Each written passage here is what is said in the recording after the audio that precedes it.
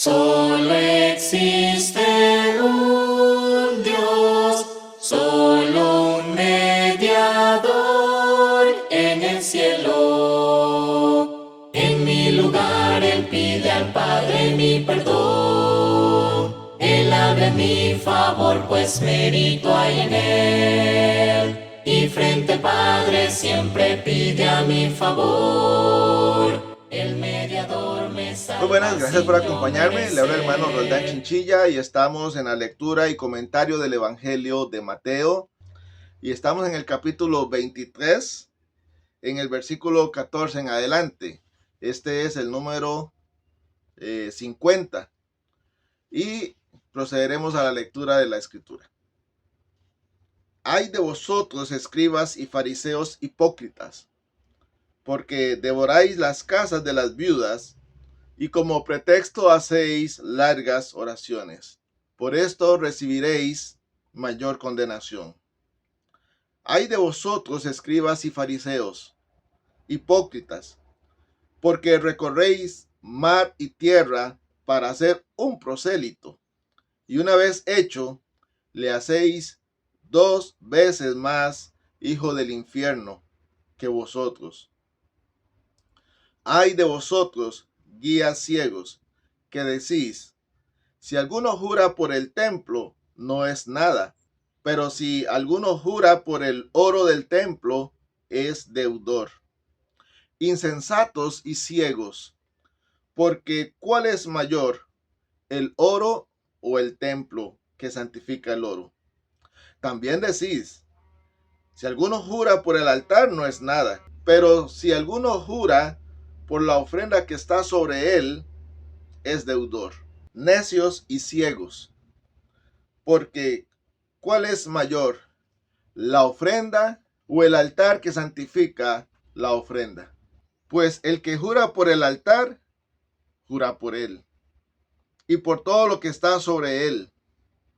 Y el que jura por el templo, jura por él y por el que lo habita. Y el que jura por el cielo, jura por el trono de Dios y por aquel que está sentado en él. Ay de vosotros, escribas y fariseos, hipócritas, porque diezmáis la menta y el eneldo y el comino, y dejáis lo más importante de la ley, la justicia, la misericordia y la fe.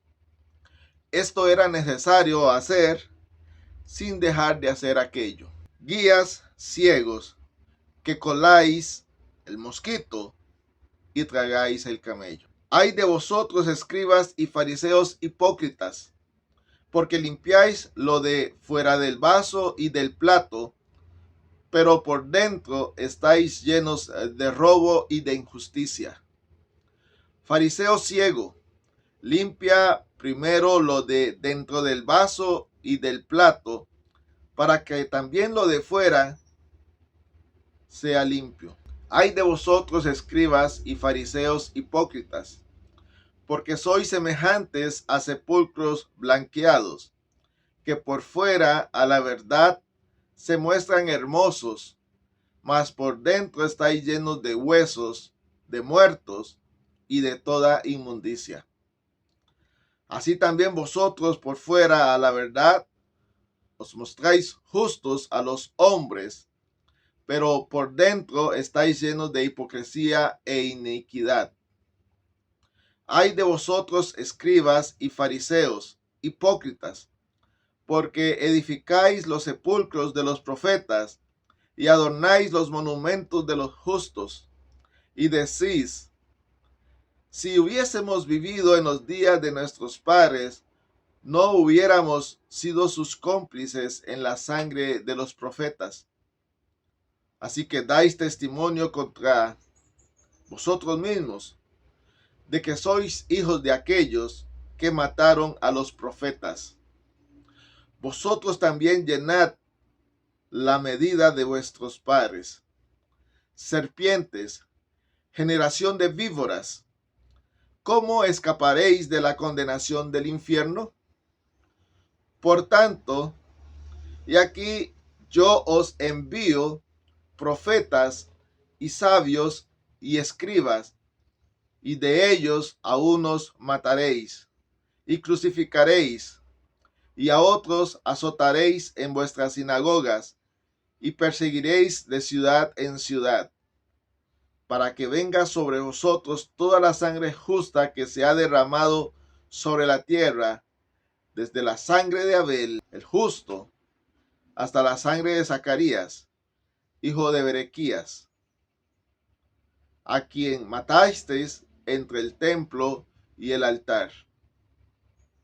De cierto os digo que todo esto vendrá sobre esta generación. Jerusalén, Jerusalén, que matas a los profetas y apedreas a los que te son enviados. ¿Cuántas veces quise juntar a tus hijos, como la gallina junta sus polluelos, debajo de las alas, y no quisiste? He aquí vuestra casa os es dejada desierta, porque os digo que desde ahora no me veréis hasta que digáis, bendito el que viene en el nombre del Señor. Dios bendiga su palabra. Esta es la continuación del discurso de Jesús. Y podemos decir que Jesús ha llegado al momento más álgido de su discurso. ¿Y por qué decimos que es el momento más álgido, más alto, más angustioso?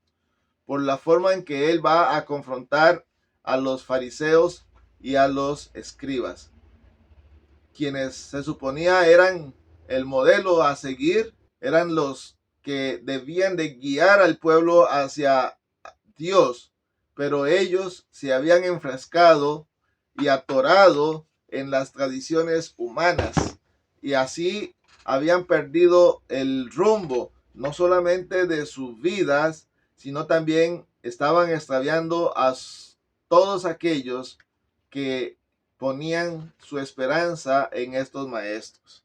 Y esta parte tiene que ver con las lamentaciones famosas o conocidas por los ayes que Jesús va a pronunciar. Y Jesús les llama hipócritas. Esta palabra es muy dura y la palabra hipócrita literalmente significa actor y es utilizada o sacada de los teatros griegos, donde una persona representaba a un ser que realmente no era. Y esto es lo que está sucediendo con la persona que es hipócrita. Muestra una cara a los que están con él, pero en verdad es otro. Y Jesús les llama hipócritas en 9 ocasiones.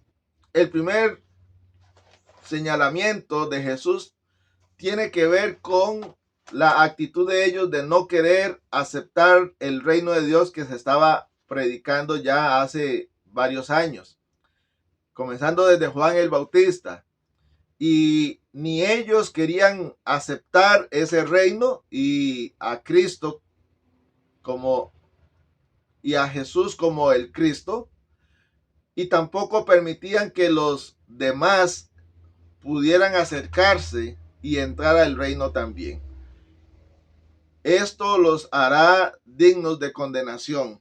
El segundo señalamiento tiene que ver con la actitud de ellos de entrar a las casas de las viudas y que literalmente arrasaban con posiblemente los limitados recursos de alimento que tuviera una viuda y que se los consumían con el pretexto de llegar a orar y hacer largas oraciones. No es malo el orar en las casas de las viudas.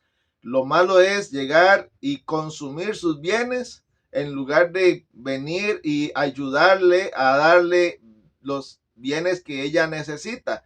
Y peor aún, hacer largas oraciones haciendo creer de que les están haciendo un favor. El tercer señalamiento tiene que ver con lo que ellos hacían por hacer prosélitos.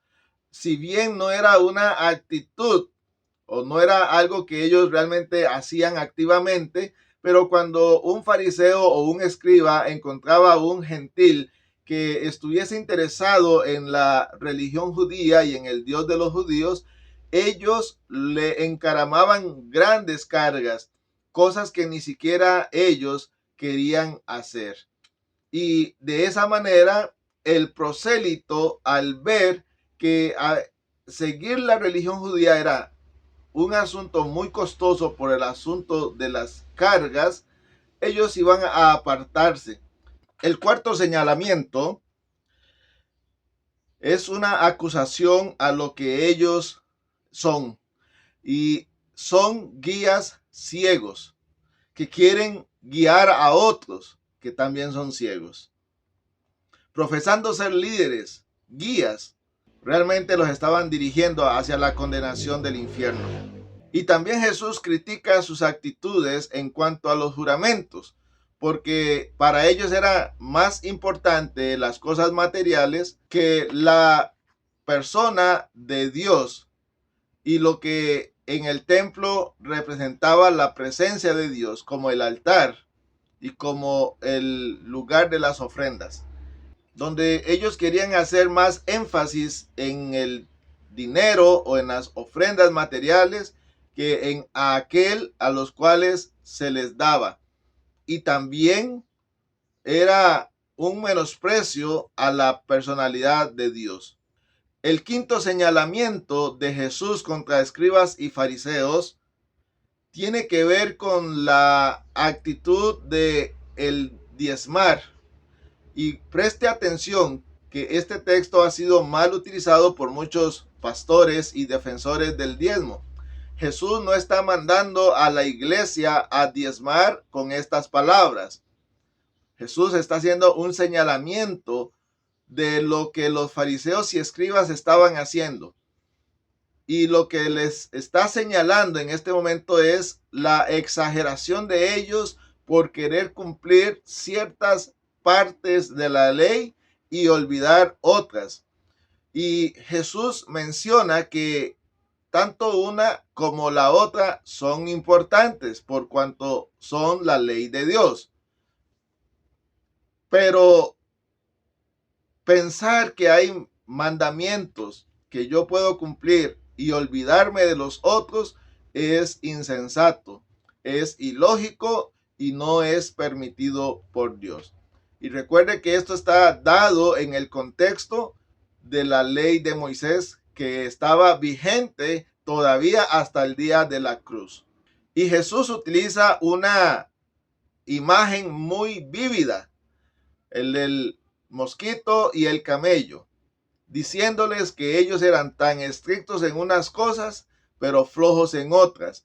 Estrictos en las cosas más pequeñas, los cuales son representados por el mosquito, el cual es colado, pero flojos en las más importantes, representadas por el camello, lo que era necesario, visible e importante, como la misericordia, la fe y el amor.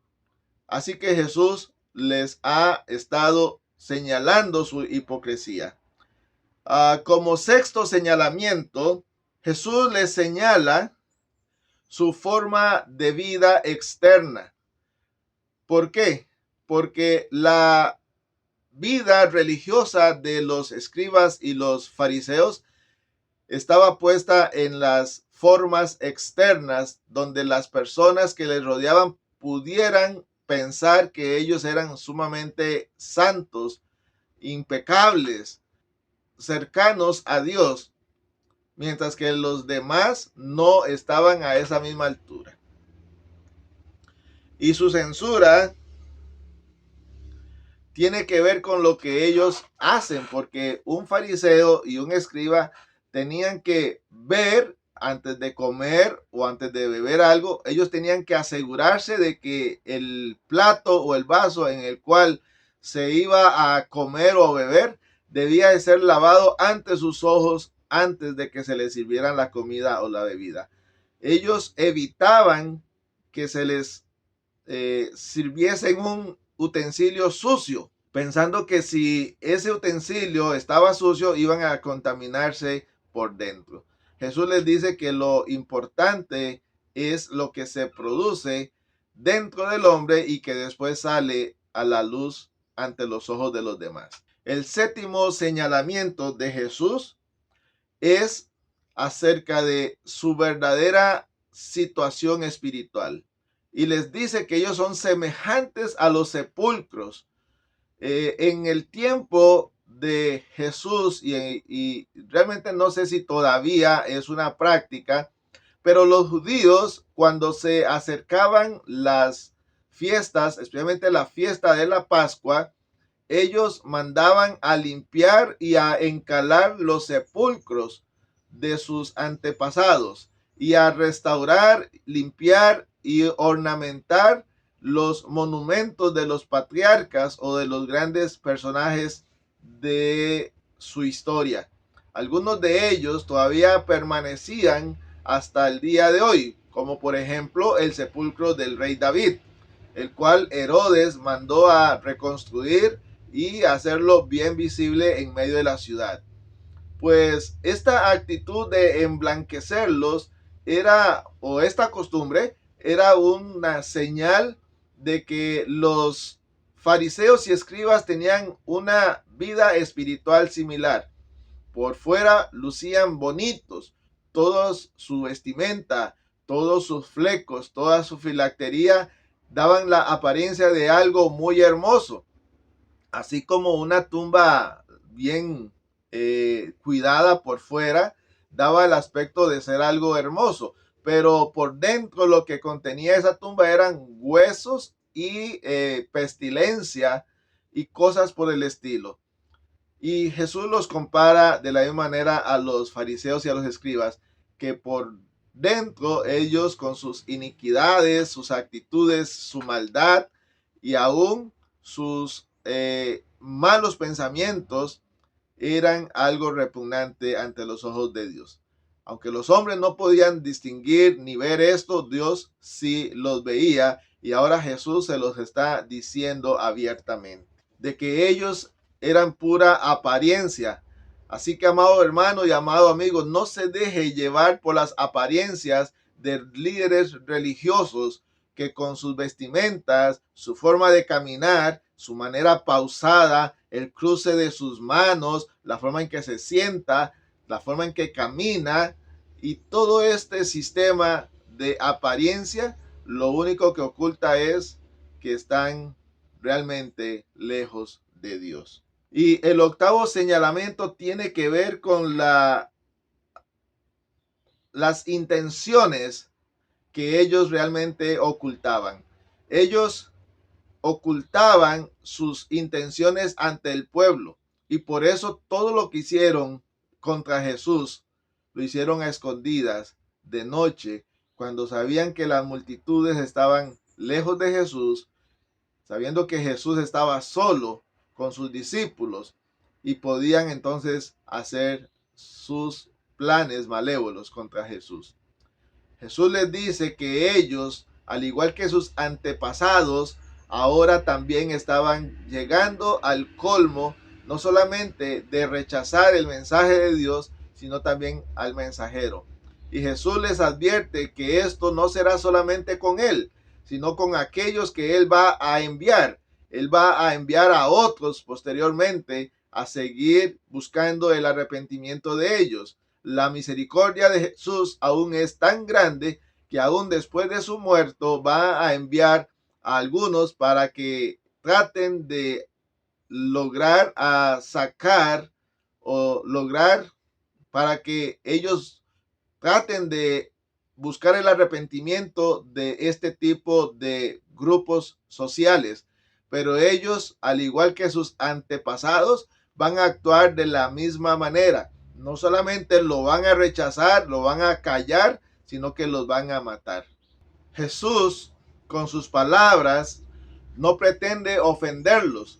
Lo que pretende es buscar el arrepentimiento de ellos, que ellos reaccionen a sus conductas, y les llama camada de víboras. Aunque son palabras muy duras, muchas veces nosotros necesitamos también buscar las palabras adecuadas para que las personas entren en la cuenta de cuál es su situación.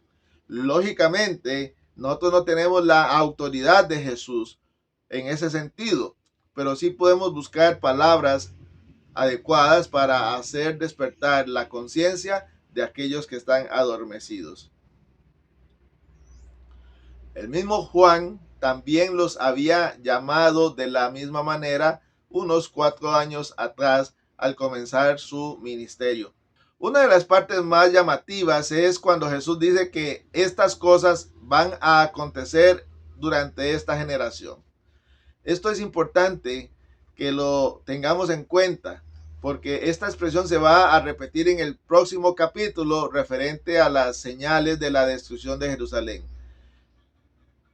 Todo esto acerca de cómo Jesús va a enviar a otros va a suceder mientras ellos estén vivos. Y cuando ellos estuviesen enfrente de los mensajeros de Jesús, de los mensajeros del Evangelio, ellos debían de haber recordado estas palabras para que les hiciera ver que Jesús se las había advertido. Sin embargo, ellos estaban tan cegados que no pudieron ver ni apreciar estas palabras de Jesús. Por último, la hermosa imagen de Jesús utilizando el ejemplo de la gallina que recolecta o que recoge bajo sus alas a sus pollitos para cuidarlos, para protegerlos.